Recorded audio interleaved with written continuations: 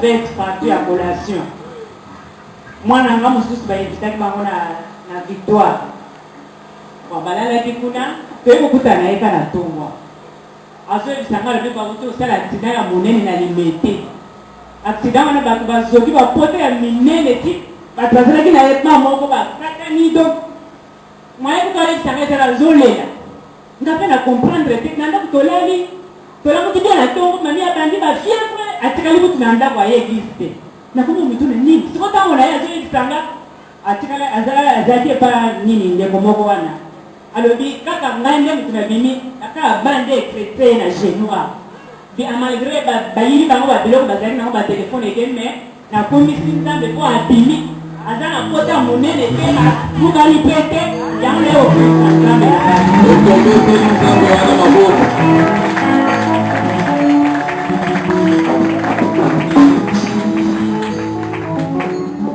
Maman bien aimé oyoki ye Zambe na biso to bondela ka butu pe moi Zambe wana sala ke malgré tout na libota ba éviter que soki mwana za bisika ni mais Zamba ke si bisika zala ka épargner ye maman ngata tozo ya to moni accident wana maman so tali bitu ka on n'y va même pas et puis biso ki donc pour me ça discuter mais tike de Zambe wana aswa lokum mama yo sikoyo yo tamba bakelaka yo moko yebi oza wana ozobomba kaka témoignage ke po tozala reconnaissant Père Nzambe yango vraiment ntango tozobenga frère Kaba alingi akumisa Nzambe wana na loye wana ntango bianema azoya tozobetela Nzambe wana maboko.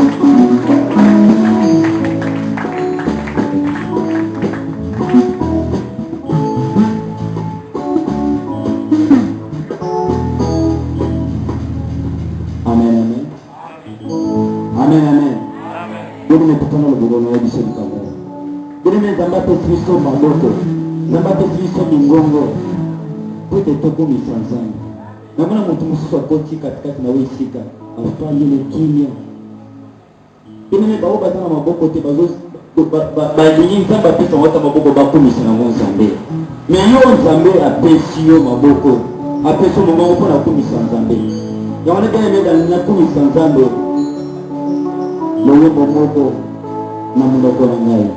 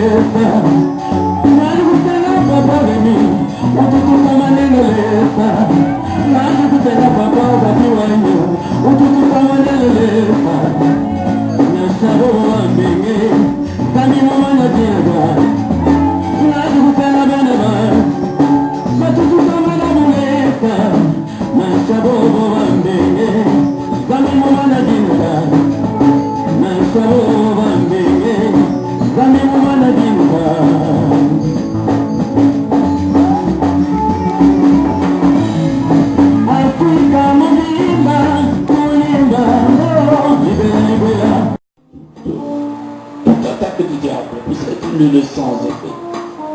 Répandons ces temps au nom de Jésus-Christ. Amen. Amen. Amen. Amen. Clamons fortement notre Dieu.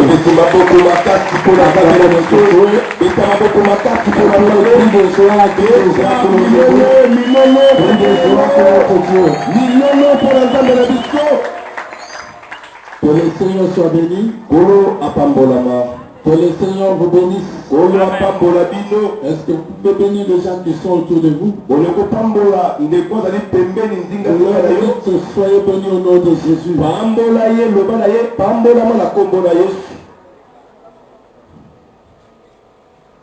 Amen. Amen. Vraiment, c'est une grande joie que d'être devant notre Dieu. Parce que je sais que Dieu m'a choisi. Je sais que je suis un choix de l'Éternel. Je dans moi la promesse de l'Éternel. J'ai dans moi la promesse de Dieu. Je sais que je suis un choix de l'Éternel. C'est l'Éternel qui m'a choisi Pour que par moi les autres voient sa gloire. Pour que je me lève plus haut. Et que les gens glorifient mon Dieu. Je suis en train de bénir une fois ce grand Dieu. Il m'a donné la vie. Tu me donnes la bonne santé. Tu me donnes qui me fait ta grâce. Qui permet que je puisse parler de sa part. Oui, peuple de Dieu, depuis la semaine passée, on est en train de nous parler sur un thème très important. Et la promesse à l'accomplissement. C'est un thème très important. Parce que tout enfant de Dieu a une promesse de l'éternel. Tel que tu es là, tu as une promesse. L'éternel t'a promis de grandes choses. Parmi les choses que Dieu t'a promis, il y en a d'autres que tu as déjà vécu. Il y en a encore que tu n'as pas encore vécu. La promesse de Dieu est là. Lorsque Dieu promet, il finit par réaliser. Il finit par réaliser, peuple de Dieu. Dieu t'a promis, il finira par le réaliser. Dieu t'a promis, que le diable le veuille ou pas, que le sorcier le veuille ou pas, la promesse finira par s'accomplir. Parce que le nom de Dieu, c'est celui-là qui jure par lui-même. Plusieurs fois je vous l'ai dit, c'est pour cela quand Jésus parlait, il disait en vérité, je vous l'ai dit, que la parole de Jésus ne peut être révoquée. Lorsque Jésus parle, ça reste comme ça. Sa parole, peuple de Dieu, ça reste oui et amen. Lorsque Jésus a déjà promis, ça va finir par s'accomplir. Parce que personne ne peut révoquer. C'est que Dieu a dit pour toi. C'est que Dieu a dit pour toi. Ça va rester comme ça. C'est pour cela quand je te vois, je vois un homme béni. Un homme béni. Parce que Dieu va finir par réaliser par ça. Quand je te vois un homme élevé. Parce que Dieu va finir par s'élever. C'est pour toi. Ça va demeurer comme ça. Ça demeurera, peuple de Dieu. Même si tu es pauvre aujourd'hui, même si tu as des problèmes aujourd'hui, tout ça est étouffé. Mais ça, c'est la promesse de Dieu. Ça reste comme ça. Ça va s'accomplir dans ta vie. L'éternel finira par descendre dans ta vie. Alléluia. J'aime la phrase de Dieu. Lorsqu'il est allé visiter Moïse, il visitait Moïse pour dire à Moïse, je vis la souffrance de mon peuple. Je viens pour délivrer mon peuple. On avait déjà prophétisé ses enfants qui devaient être esclaves et sur leur libération. Il avait déjà prophétisé. Il avait déjà déclaré. Il y avait un jour où il devait descendre pour réaliser la libération de son peuple. C'est là je vais dire à quelqu'un, pour avoir la promesse de Dieu, il faut glorifier l'éternel. Pour avoir la promesse de Dieu, il faut élever ses dieux. Parce que mon Dieu, il ne viendra jamais. Il viendra dans ta vie. Il viendra te consoler. Il viendra t'élever. Il viendra te guérir. Notre Dieu, celui qui jure par lui-même, il viendra accomplir sa promesse. Ça va s'accomplir dans ta vie. Un jour tu vas rencontrer notre histoire. Une autre histoire. L'histoire, peuple de Dieu. Tu vas raconter d'autres choses. Parce que l'Éternel descendra dans ta vie. Il va accomplir sa promesse. Il a promis, peuple de Dieu. Il va l'accomplir cette année. On était en train de nous parler sur Joseph. Je crois que les prédicateurs de la semaine ont beaucoup parlé sur Joseph. Et nous allons toujours parler de cet homme. Parce que c'est le personnage clé de notre travail de cette semaine. Nous allons prendre nos Bibles pour faire la lecture. Nous irons lire le livre de Genèse, chapitre 37. Je vais lire du 5e au 8e verset. Nous sommes debout.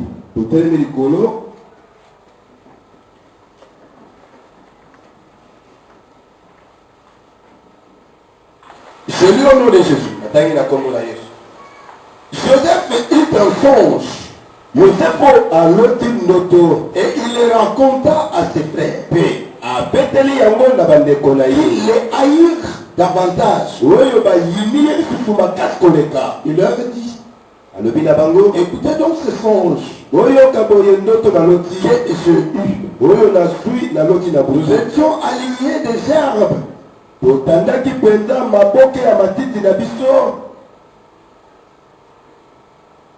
Amen. Amen. Nous étions alliés les herbes.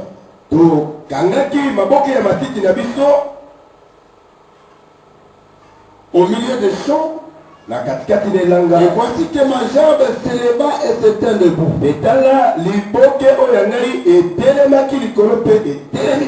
Et vos gerbes l'engloutirent. L'entourèrent. Et se prosternèrent devant elle. Ses frères lui dirent, est-ce que tu rayeras sur nous? Est-ce que tu nous gouverneras? Et il les haïr encore davantage à cause de ce songe et à cause de ces paroles. Nous mettons et nous allons acclamer fortement la parole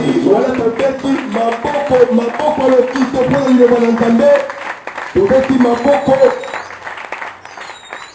que notre Dieu bénisse sa parole. Le matin, on nous va parler sur la discrétion et la persévérance. C'est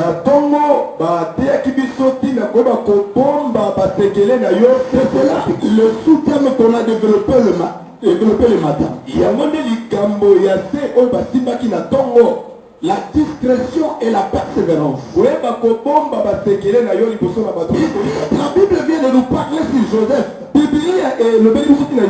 Cet homme que Dieu a choisi parmi les 12 enfants de Jacob. Dieu a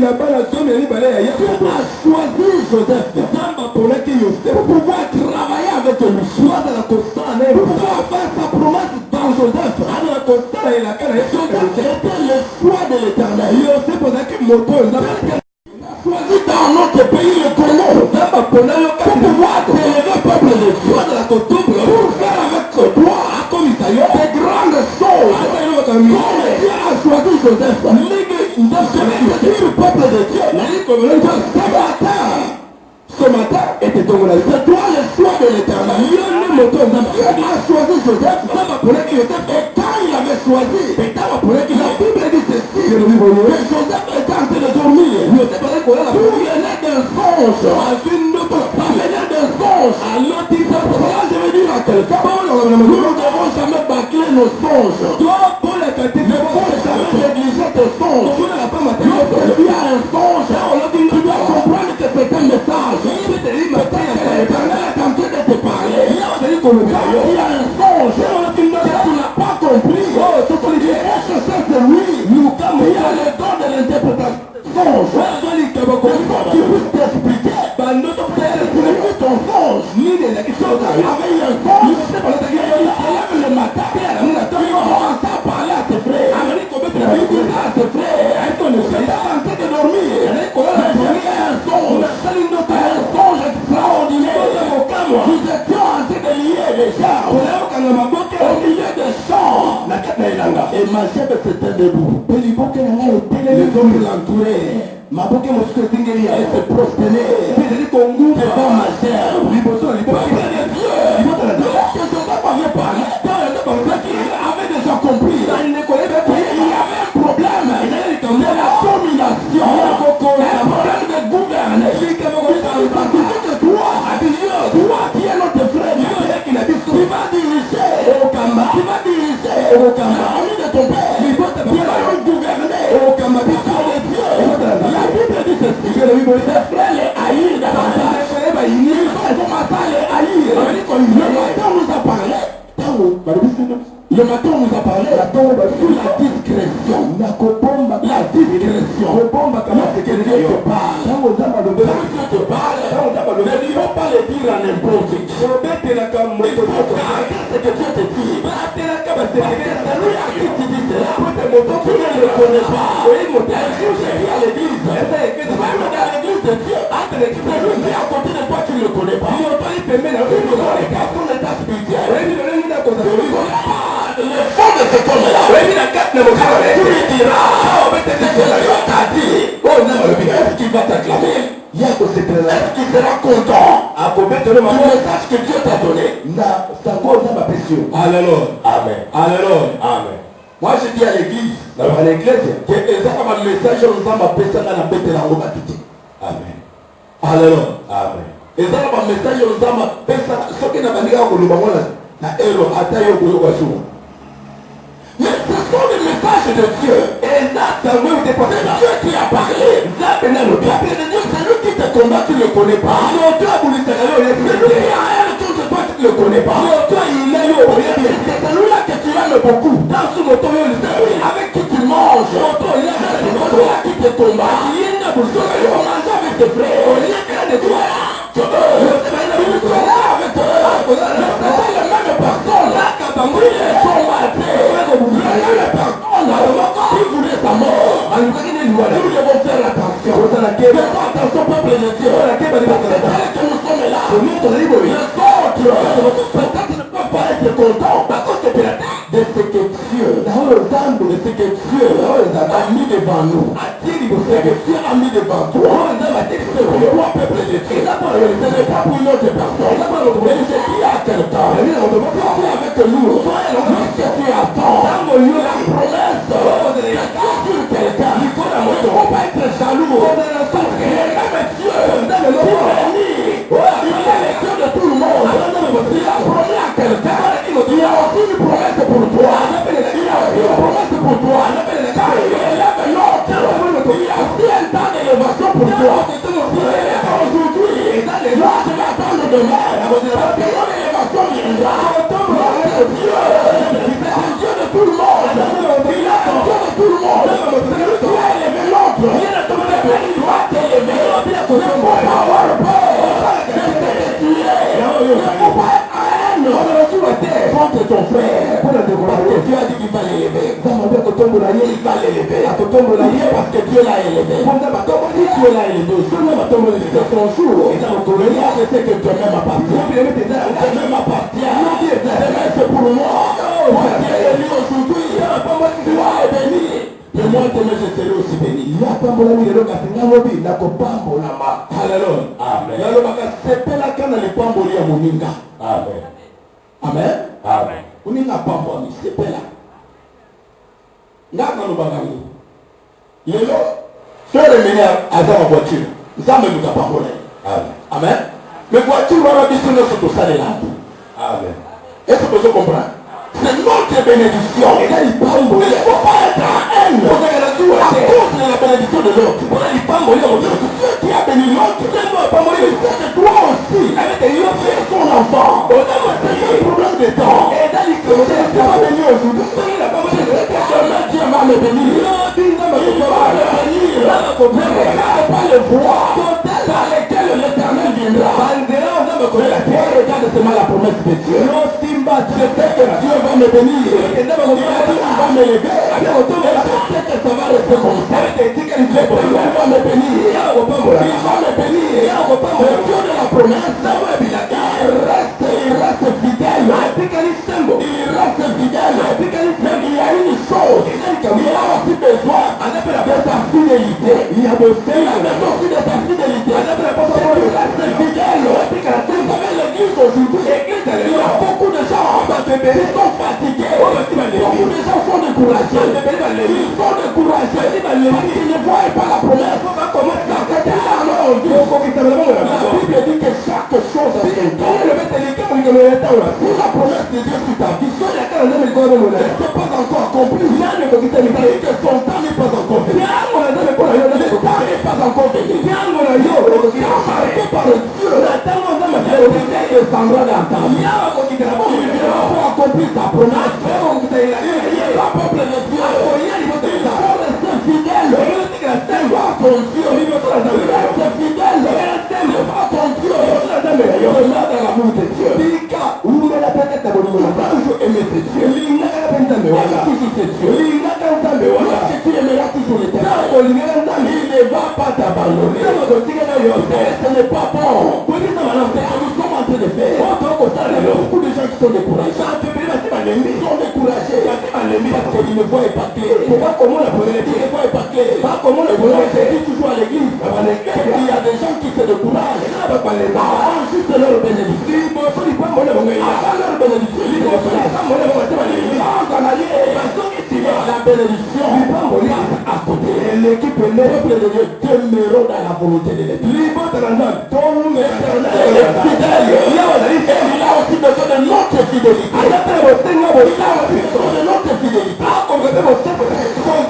Joseph avait tout la main de Dieu. Joseph était resté fidèle à Dieu. Il est resté fidèle. Il a aimé l'éternel. Il est dans sa souffrance. Il est dans sa souffrance. Il a aimé l'éternel. Il est toujours avec Dieu. Il est toujours avec Dieu.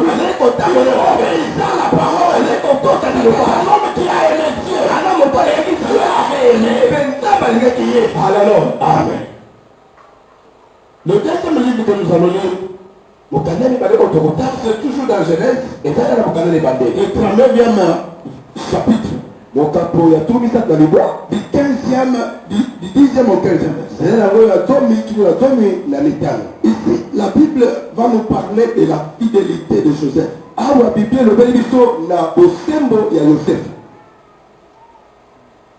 Je vais lire au nom de Jésus. La terre qui la combat. Qu'elle parla tous les jours à Joseph.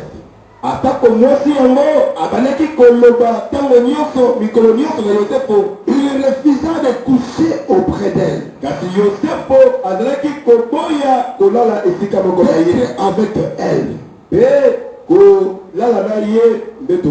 Un jour qu'il était entré dans la maison pour faire son ouvrage. Et qu'il n'y avait là aucun des gens de la maison.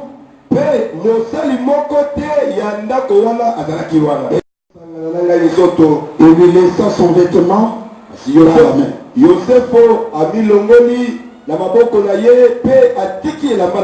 s'enfuit au dehors. Lorsqu'elle vit qu'il lui avait laissé son vêtement dans la main, et qu'il s'était enfui dehors, elle appela les gens de sa maison. Et leur dit, voilà, voyez, il nous a amené un hébreu pour se jouer de nous. Cet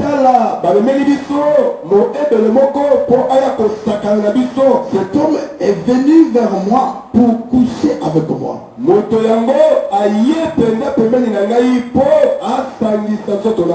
J'ai crié à haute voix. Quand il a entendu que j'ai levé la voix et que je criais,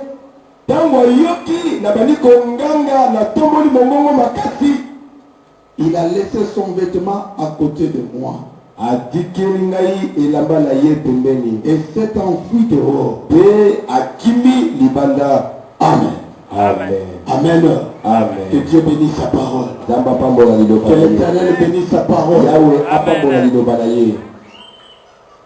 Je bénis notre Dieu Lorsque je lis ce passage, je vois un homme qui était en difficulté. Un homme qui était esclave dans la maison de son chef. Et là, la femme de son maître lui dit de coucher avec elle. Écoutez, peuple de Dieu. La Bible dit que ce jour-là, il n'y avait personne dans la maison. Il n'y avait personne à la maison. Lorsque la femme lui faisait cette proposition, cet homme, lorsqu'il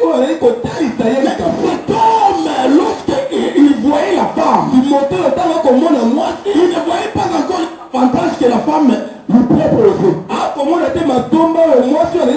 Il voyait l'amour de Dieu. Il voyait seulement l'amour de Dieu.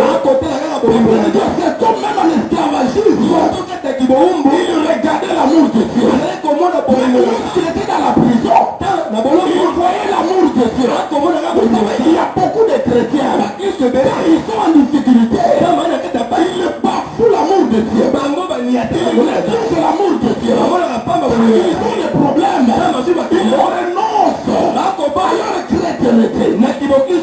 Il y a beaucoup de gens comme ça. C'est pour cela que vous verrez dans l'église. Il y a beaucoup de gens qui sont fatigués. Beaucoup de gens sont découragés. Ils ne voient pas la main de Dieu. L'esclavagisme. Il avait toujours confiance à l'Éternel. Il avait confiance. Il persévérait dans l'amour de Dieu. Un jour, à la femme, Dieu avait proposé de coucher avec lui. Il a dit à la femme, je ne le ferai pas. Parce que j'ai dit hébreu. Et je crains l'Éternel. Moi, je crains l'Éternel. Il ne croyait pas les promesses qui ne tenaient pas à s'accomplir. Amen. Mais il voyait seulement l'amour de Dieu. Il voyait l'amour de Dieu. Il y a beaucoup de gens comme ça qui ne regardent pas l'amour de Dieu. Dans leur difficulté, ça ne marche pas. Ça ne marche pas. Quelle est ta relation avec Dieu? Ça ne marche pas. Est-ce que tu élèves encore l'Éternel? Est-ce que tu élèves encore Dieu? Dans l'église, il y a même des gens qui se permettent de dire que Dieu m'a déçu. Non, l'Éternel ne déçoit jamais. Il ne déçoit jamais.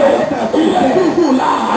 Il marche toujours avec les gens qui le craignent. Parce que toi en difficulté, dans les temps de bonheur, les temps qui souffrent, l'Éternel sait que tu souffres. Il est toujours avec toi. Il marche toujours avec toi. Ne faut jamais te décourager à cause de la souffrance. Mais lorsque tu souffres, il faut encore élever l'amour de Dieu. Il faut encore l'aimer. Aime encore Dieu dans ta difficulté. Et moi je te dis, peuple de Dieu, que l'Éternel ne va jamais t'abandonner. Il ne va jamais te laisser. Ça ne marche pas dans ta vie. Aime encore l'amour de Dieu. Aime encore ce grand Dieu. Laisse-moi te dire, c'est le Dieu que toi tu sais. Il reste un Dieu juste. Un Dieu juste. Il n'abandonne pas. Il n'abandonne pas. Mais la Bible nous démontre qu'il a fait chaque chose en son temps. Chaque chose en son temps. Tu ne peux pas abandonner ton Dieu. À cause de ta maladie, tu as prié Dieu pendant longtemps. Ça ne marche pas. Ça ne marche pas. Non, moi je ne veux plus prier. Je ne veux plus prier. Non, peuple de Dieu. Joseph était esclave. Mais le nom de Dieu était toujours élevé. Dans l'esclavagisme, il élevait toujours son Dieu. Dans la prison, quand il devait interpréter le songe, il parlait au nom de l'Éternel. Dans la souffrance, il élevait toujours son Dieu. Il ne savait pas comment. Il est sorti de la prison. Mais dans sa prison, il élevait toujours l'Éternel. Il élevait toujours Dieu. Dans la souffrance, il faut que tu apprennes à élever ton Dieu. Laisse-moi te dire qu'il y a beaucoup de Congolais qui ont peur maintenant. Ils ont peur. Ils voient les élections. Ils disent, est-ce qu'on va encore vivre? Mais je vais te dire ce matin, c'est notre Dieu. Si nous l'élevons, l'Éternel verra. C'est ça que les autres craignent. N'arrive pas de notre pays. Parce que notre Dieu est Dieu. Alléluia. Amen. Alléluia. Amen. C'est que tout le monde a molili. Congo, tout le monde a molili. Kobanga te nzambe na yo ayebi situation ya Congo. Amen. Ayebi yango. Amen. Alléluia. Kobanga te. Je vous savez, na moni dema minduki ezosomama. Ezosomama pour la sécurité ya Congolais. Amen. Alléluia. Et que son maman peut nous couper ma congolais. Parce qu'il y a un Dieu dans le ciel. L'Éternel descendra. Et il va sauver le Congo. Le Congo c'est un peuple de Dieu. C'est un peuple de Dieu. Nous ne parlons pas des hommes. Mais nous parlons de l'Éternel. Alléluia. Amen. Il y a un juste dans le Congo. Un seul juste dans le Congo. Je veux te dire que l'Éternel sauvera le Congo. Après, de parler à Dieu. Abraham parlait à Dieu. Mais toi tu vas détruire Sodome et Gomorrhe. Si tu trouves 56, non je le dirai. Si tu trouves moins, si tu trouves un, or au Congo, nous avons encore des justes. Parce que moi je sais une chose, que mon pasteur est encore juste. Je sais une chose, que je suis encore juste. Je sais une chose, que les pasteurs qui sont là sont encore justes. Je sais une chose. Toi qui m'écoutes ce matin, tu as encore juste. L'Éternel a dit, tu vas faire de grandes choses. Nous avons la promesse de Dieu. Nous n'allons pas mourir. Nous vivons la gloire de Dieu. On va élever ce grand Dieu. Nous allons l'élever. Parle de Dieu. Ne faut pas craindre les climats du pays. Il ne faut pas craindre les climats du pays. Mais il faut craindre l'Éternel. Lorsque nous craignons l'Éternel, il ne va pas nous laisser. Nous laisser les politiciens. Arrêtez de méditer. Quelle chose pour le Congo. Mais nous savons une chose. Le Congo, c'est un pays de Dieu. Congo, c'est un pays chrétien. Congo, il y a des hommes de Dieu. Il y a des enfants de Dieu. Qui ont la promesse de l'Éternel. La promesse est là. Nous allons suivre la promesse. Moi, je ne mourrai pas. Je ne veux pas mourir. Mais je vivrai. La promesse de l'Éternel. Parce que Dieu a promis de grandes choses. Il y a des grandes choses que je dois d'abord vivre. Alléluia. Nakokufa te. Nana kovivre makabo minene.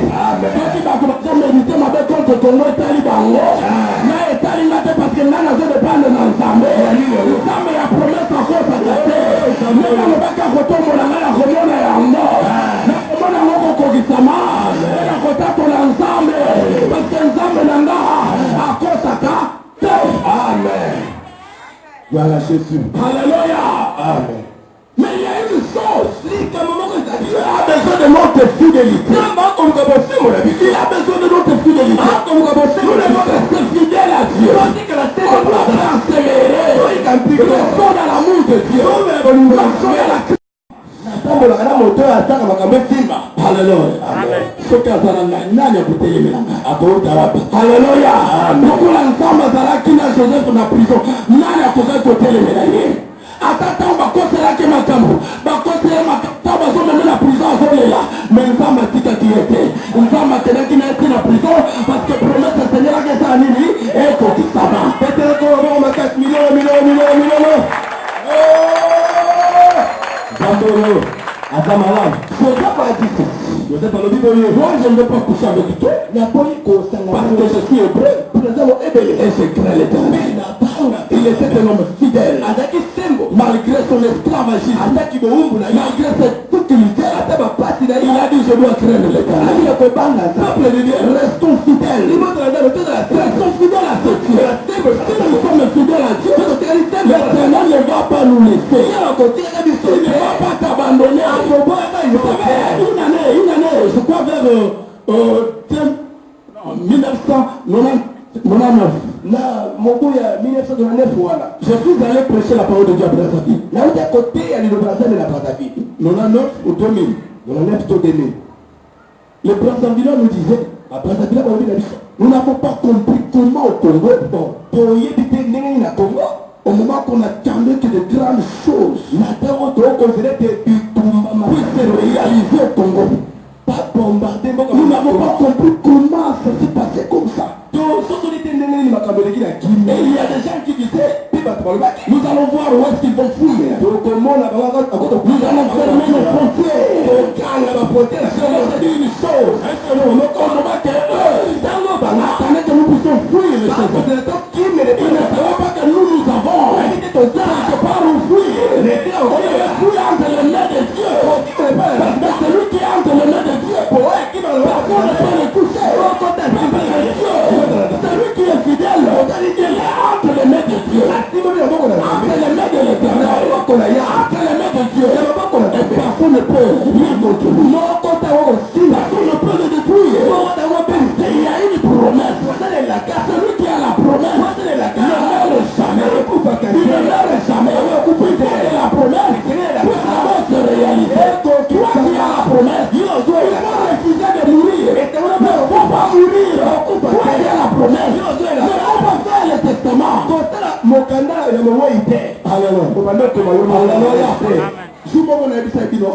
Amen. Mutu amonila makamine était azosala testament. Et testament azosala ya ba pantalon. Abi ba pantalon nanga o je ma bobomba ko mwana na tia ko kola popesi. Abomba nango. Alléluia. Amen. Moi radio nanga za moi radio na ya pila muke. Radio bosimba te tango ko kola yo kaka information. Et ça sonne.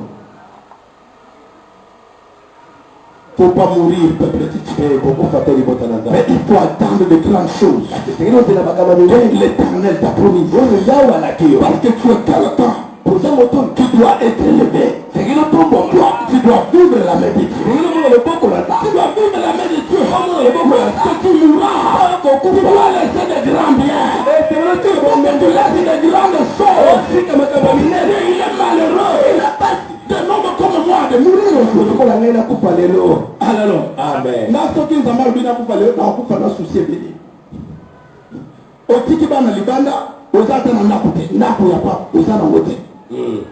Donc bana tita mozo kufa yomo zomo na yange ba otika ba sheke okupe locataire bana pe ba locataire. Non, ba gozo mo futa ma pe wapi papa. Alléluia. Il faut m'accompagner comme ça madame na bina yo. Il faut mon na lo boko na Nzambe. Quand on coupe riche. Amen. Au fil de la cagnon son Nzambe. Et après tu dis à Dieu, je peux mourir. C'est comme Siméon qui avait dit. Dans le cas de Siméon, je peux mourir. Parce que j'ai vu la consolation d'Israël. Tu as déjà vu ta consolation. Tu as déjà vu ta consolation. Il ne meurt pas. Il faut que la promesse de Dieu. Ça maîtrise d'abord dans ta vie. Tu dois d'abord voir les grandes choses. Les grandes choses dans ta vie. Les grandes choses. Avant les grandes choses ne meurent pas. Il ne meurt pas. Avant les grandes choses, il ne faut pas mourir. Il y a un mot de makamine comme Amen. Moi, moi, c'est pour ça qu'à 35 ans, à mon abilité, à Bengana, femme seule avec Jésus. Mais dans la Bengana, on a la loi. On a la loi, on a l'obalité. Jésus, tel gars. Alléluia. Amen. Nga na zokufa na ngaka na zaka liwa biso angele ki colonel ngaki bongo eza nkolote eza na nkolote lukande Nzambe obala obota bana na yo omola pe selo ko bela mama c'est très important eza motuya makasi eza kitelo moi je papa le bonbon papa le dit ça la peu moi bien quand on y na moi sachet bana baye ya mote baye ya mama sachet et ça la bien. Et ça la bien. Amen. Peuple de Dieu, il faut chercher Dieu. Tu es là. Tu n'as pas encore vu la promesse. C'est pas qu'il n'y a rien pour toi. Ce n'est pas qu'il n'y a rien pour toi. Il y a quelque chose pour toi. Il y a quelque chose. Mais il faut travailler. Pour trouver ce qu'il y a pour toi. Il faut travailler. Dans le bakabasso, alléluia. Bon, kolela kalela kati. Amen. Moi nana yo jour à kopotama. À cause de la différence na bana batusi. Yo banga kanzambe, persévérer kati. Mais zala mutolo, so que zala mutolo kakayo. Nzamba ko banana ko bola mutuana, nzamba lo wala mo pilote libre. Yamona le bata pour ngai. Ba so ki nzambe pa ko permettre banguna na ngaba kele na na ko kumisa ye. Amen. Ngana lo bata mo. Ngana lo ba bongo na tia ka bongo. Hallelujah. Amen. Ya lo bata so ki nzambe permettre banguna na ngaba kele ba kele malamu. Yo so ko permettre ba vivre na mpo ba mona ne o toma ma problème ezate mais yeba que toujours ko toma bitume yo tani ni e ko bandela. Yo bokola ka banguna na yo. Comme ça bakola après quand bakoli yo pour koli ba momo pa mwani ça pas problème ezate mais yeba akotika na kaka nani manguna bitume bandi. Alléluia. Amen. Le Dieu de la promesse ne marche jamais.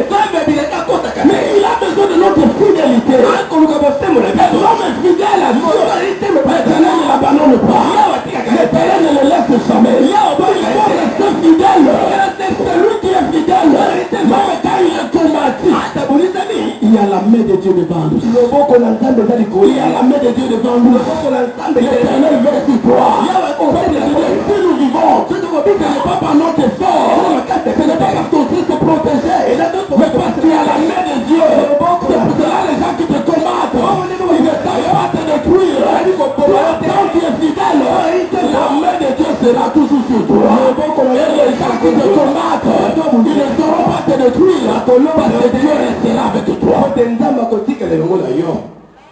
Alléluia. Amen. Obéis, Alléluia. Mais tu as payé tout de même, il fallait profiter. Après, obéis. Vous en combattez à son zéro coup. Après, si tu tournes au groupe, au mérite, au Kotambola Kaka, pour un samba Sanayo. Mais il y a aussi la fidèle, il s'en a côté Kayote, il s'en a côté la Caminelle, il s'en a côté la Yo, au côté de la promesse, au côté de l'ensemble, au côté de la Caminelle,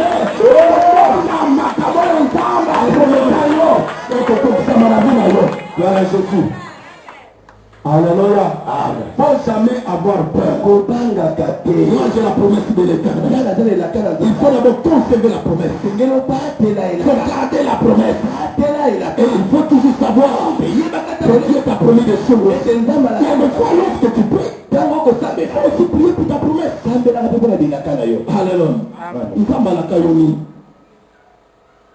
Ezara batubaza awa bazo bakutute nzamba la kaba woni bayebiti nzamba la kayo nini. Haleluya. Yanga soki na yobiso yoke na ngaso oko bana nga bitumba na kufa na koloba te. Haleluya. Haleluya. Parce que Joseph basala que resta nga loba ki bazuye batekiye babia kende totalenge aya fi ko kamba biso. Alléluia. Alléluia. Alléluia. Donc il cambalia ba bomela yes na début parce que bayeba que c'est lui le roi de yende mo konza ba Yuda. Alléluia. Amen. Le roi qui vient de naître, comme il savait que Jésus venait de naître, que celui qui devait être le roi des Juifs, il n'avait pas compris. Il n'a pas compris. Il a dit non, il faut les tuer. Il faut les tuer. C'est à cause de la promesse. À cause de ce que cet enfant devait devenir. Pour cela, on devait le tuer. Il faut garder la promesse de Dieu. Il va combattre ce que Dieu a dit pour toi. Il a dit pour ta vie. Il faut garder ça. Et il faut persévérer. Persévérer dans l'amour de Dieu. Persévérer dans l'amour de l'Éternel. Notre Dieu, c'est un Dieu fidèle. Et il finira par accomplir tout ce qu'il t'a promis. Alléluia. Amen. Nayoke la basi mawa basi mingi nde nayoke la. Chaque jour na kitala tali. Amitali. Si tu soka moni mwari de sali ne lungi. Yes. Nane kutala nga. Alléluia. Amen. Uzamba kotinda mutu alila kabariki. Amen. Alléluia. Amen. Atalika mwote ndi ati savo iso simali. Poi comme koboya. Alléluia. Yanga isili. Estilité, n'ensemble na yo nano estilité. Amen. Alléluia. Amen. Kotala barigi na yo te, kotala âge na yo te, mais tala bolingo na nzambe. Tala nzambe ya promesse. Oya le baki ke na mboka na nga, mwata kozanga mobali kobanga kate na vie na yo totala kate ndenge yo oza sans soutien motu moko banoyebisaka na Kinshasa biso tozalaka na motu te tozala na biso na motu te alleluya yo ozalaka na motu te na Kinshasa mais oza na motu aleki bato nyonso alleluya biso na guvernema nani akolobela biso soki toza na problème nani akolobela biso moto akolobela yo azali moto babengi Yesu Kristo aza na bomoi mpe akotelema akoya kolobela yo amen oza na Yesu alleluya nalobaka napesa témoignage ya jour tozwaka babourse d'étude ntango toke osala missiologie bato bazalaki recommandé oyo barecommandé na motu oyo oyo barecommandé na bazwi na barecommandation nyonso place possible on avait besoin de 60 personnes alors on va 60 personnes alléluia amen ma place ici non 66 ma place ici tous les recommandés va retenir bango juif fo babanda cour biso mpe tokei totala bango ndenge bakobanda cour toke kuna basali baseremoni bale tout cela sikoyo moto batindaki a partir tout du sud abandi kotala mais pourtant nga nzambe alobaki ke akotangisanga ye moko alors nazalaki na parler de Dieu moto apesanga professeur Joël prophète Joël ici abima na église toke kotala biso mpo batindaki auti Afrique du Sud avandi atali abiti Dieu me convainc il faut ajouter 4 personnes alléluia amen pour na yo ata baclôturer nzambe akopermettre babakisa lisusu amen. Est-ce qu'il y a des gens qui ont raté leur inscription? Et là, bateau bazangelaki inscription tokomboli maboko tozalaki ni vingtaine amen amen silonganga azalaki na point obi soki nzambe alinga asala faveur akoyebi so na place ifo telema amen ozo comprendre na eri fo bima na ndako akoyebisa yo place na telemaki nazalaki na kwa babi tobalela na ye baposenga 2 questions na répondre babi te babi bakestion moko ya mike batuninga soko oza na église ere koki ya kosambela ere koki ya kosambela siko mondimika moko ayokosani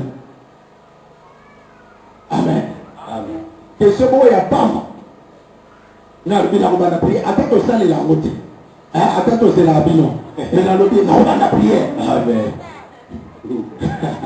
alléluia amen babina na aussi aux arrêtés alléluia amen alléluia après basi 3 autres personnes si quand les 3 autres personnes ba do ça ba bino so ba arrêter na bino eza ponanga parce que ba kabo nzamba bisenga ki akotangi sanga ofele akotangi sanga si fallait pas battre 4 personnes parmi les 4 il fallait nga nazala c'est pour cela bino bozi faveur na nzela amen bien yo za lo le bitena za lo le motena bi nzambe wana alléluia amen pour yo nzamba ko prononcer ngonga à cause de la promesse na yo nzamba ko sala ataba moki batelemi nzamba wana obakisa kaka mikolo ikubika yo na promesse na nzamba ko sama na bina yo parce que kokoki sama puisque oya lobi yango aza motuke mpo akose yo ezana nzambe nde moto alobaki yango mpo na yo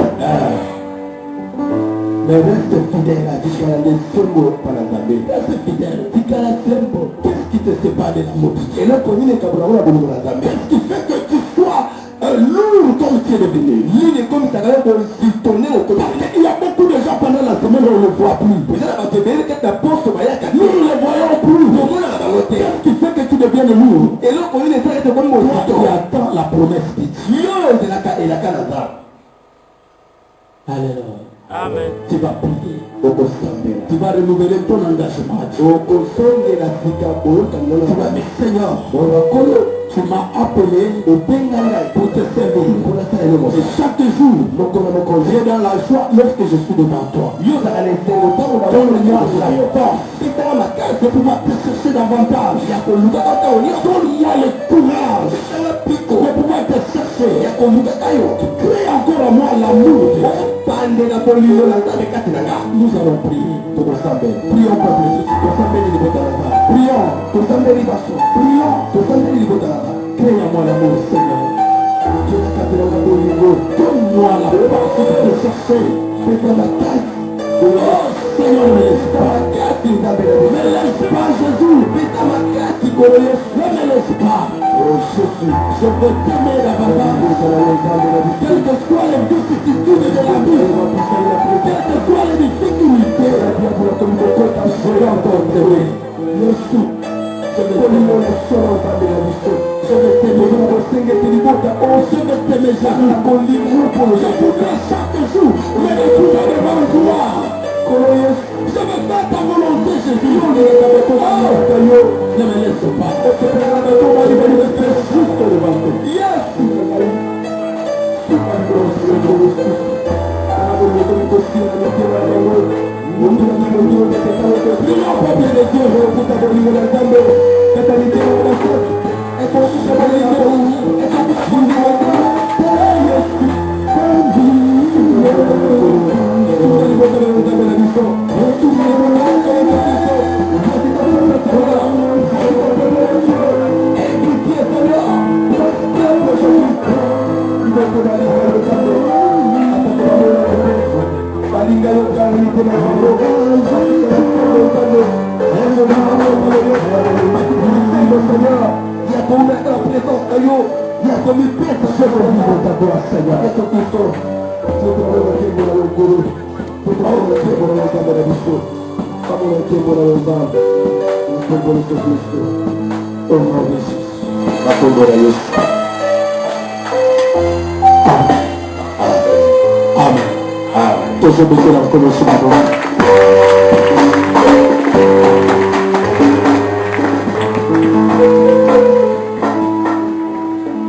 Yesu na biso apambola yo. Apambola yo makasi.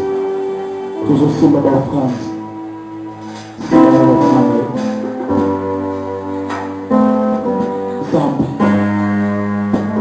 Tana ba offrande. Toye poto brosela yo zambi. Kita Seigneur Jésus. Okanisela moko na moko. Oya kanisi ko brosela yo. Pambola misala biso. Na kombo na Yesu Kristo. Amen. Oyaki na dîme na yo ozoposana la dîme. Oyaki na dîme ozoposana.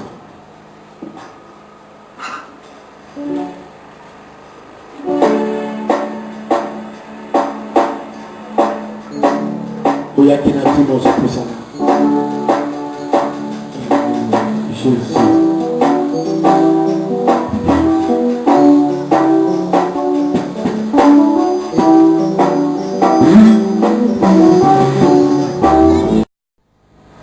Respectez le temps de la musique, le temps de parler. Dieu, il est ordonné. Amen. Amen. Ok. Boyebi, ndeko na biso moi c'est télémi na yebi. Donc bino so boyebi ete. Boyebi eh? Ok. Ndeko a télémi azan mwana na biso, a télémi liboso ya ecclésia. Azoki mesure disciplinaire. Azalaki libanda suite ya main conduite. Alors, à Oumeni libanda, à Monique que ça ne va pas, à solliciter ligne au téléphoner évêque, à Yakipea ou à Tosololi na Yakutani na évêque. Alors, Yemoko a Sukisami ke a Salaki Mabe, Liboso na Nzambe, pe Liboso na Ekelesi. C'est pourquoi le téléviseur Liboso a, si Madame Kota la limite, notre Dieu que nous prêchons, c'est un Dieu de réconciliation, un Dieu de pardon. Amen, amen. Amen. Mais au-delà de la sincère, c'est pourquoi, après avoir examiné Kanaé, évêque et l'ongo Nabiso Baïtoza ensemble naé, et Païboye, pour décider et à tel élément, Liboso Nabino, Ayebanako, Nikitis. Amen, amen. Alors, après, on a se repentir publiquement. C'est pourquoi, que Bengi et Azalia, je pense qu'il y a environ une semaine, nous avons Azali, Koya, peut-être Bengi Libakoute, tout ça, nous allons qui comme Maniolae, Kobalolae, Obola, Yodi, Yakitano, Namafuta, Toye, Basoki, solo, ezali solo. Est-ce que je me fais comprendre? Amen, amen. C'est quoi télémi out? Alors, donc on peut essayer maloba, aeba na kusenga bolibisi liboso na bino epai na Nzambe, pe liboso na biso basali na Nzambe. Amen, amen. Bondimi bongo? Est-ce que bondimi? Amen. Très bien. Amen. Merci Alpha.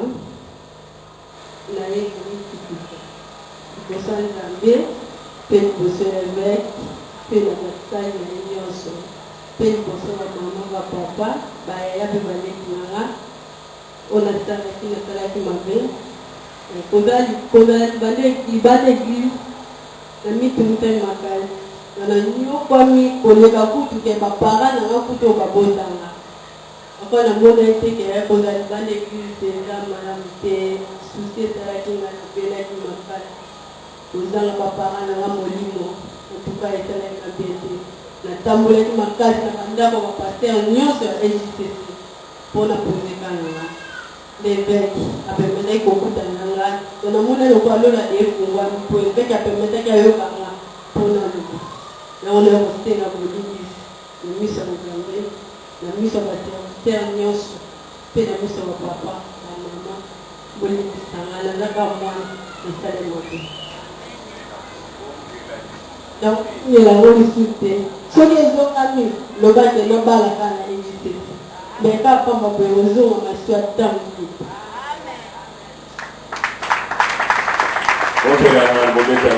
Est-ce que bondimi kolimbisa ye? Amen. Eza na rebele babetaki mabaku. Alors, kawana ete ya yo. Oyebi te mpe moko elobaka ete ya yo. Bato esengeli bateyiseli nde biso. Na elobeli na biso, na fidélité, on vient de nous prêcher. Joseph était fidèle. Les promesses traînent, mais c'est la fidélité qui incite Dieu à accomplir tout ce que Dieu a promis. Est-ce que bondimi kolimbisa ye na kombo na Kristo Yesu? Amen. Ok. Ye wana tatoliki akozongela lisusu soki ozali mpe wana ete ya yo. Amen. Amen. Awa toza église ya bansante. C'est pourquoi nous avons attiré attention. Tango kokende pe de mo wana tangi na point obandi koloba no bango baza batema wa de bolingo. Dema wa de bolingo Jésus-Christ. Papa yoanga na biso toza batema wa de bolingo te. Nous devons appliquer la rigueur de la parole et que ça soit sa toute dernière fois. Amen. Ok, totelemi ikolo ye akofukama église esambeli pona tina na ye. Obetaki maboko osepelaki telema tosengelema wana Nzambe. Ok, tosengelema wana Nzambe likolo na ye na kombo na Kristo Yesu.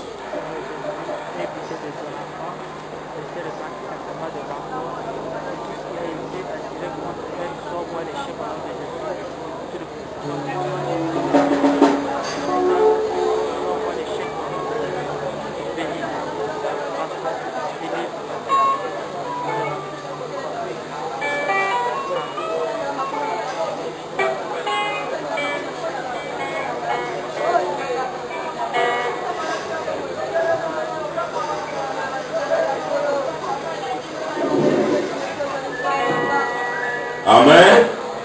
Ok, Nzambe apambola ye tobeteli Yesu mabo akomi ndeko na yo te na Kristo soki opesi aleluya ekaluya te Nzambe apambola bino.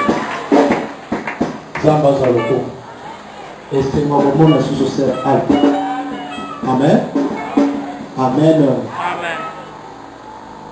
tozokotire topeleli biso nyonso tozobana kozongisa semene mobima na maboko na Nzambe.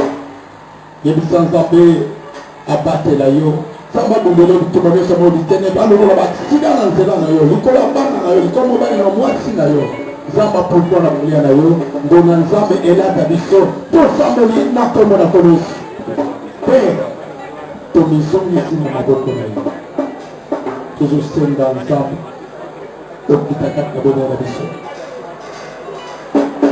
otalisa ngolu na yo katika na bomo na biso Nous avons na bandako na biso na banzela tokotambola semelo na semelo tokeni moko na moko oyo kolokoloko na yo na kombo na Yesu Kristo.